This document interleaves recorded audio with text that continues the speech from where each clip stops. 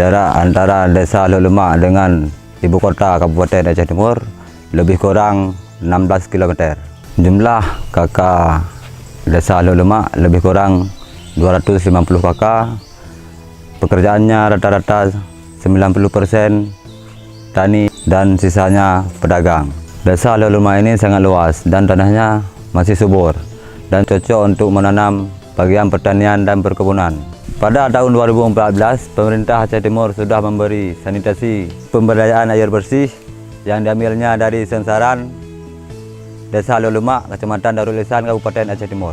Dan pada tahun 2018, masuknya program Pamsimas ke Desa Lhok Leumak untuk peningkatan air bersih dan sanitasi. Karena masyarakat Desa Lhok Leumak sangat jauh dengan sumber mata air.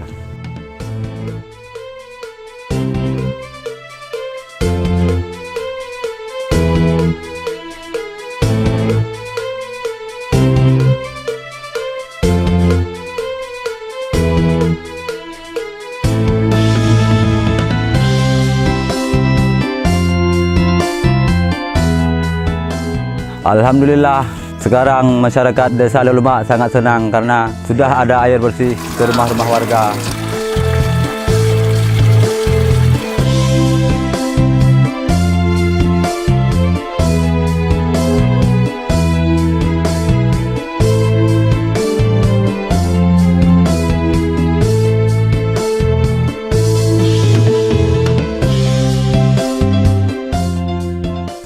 Terima kasih kepada tim Inovasi Desa Kecamatan Darul Ihsan, Kabupaten Aceh Timur yang telah mendukung kami dalam mengelola air bersih di Desa Lhok Leumak.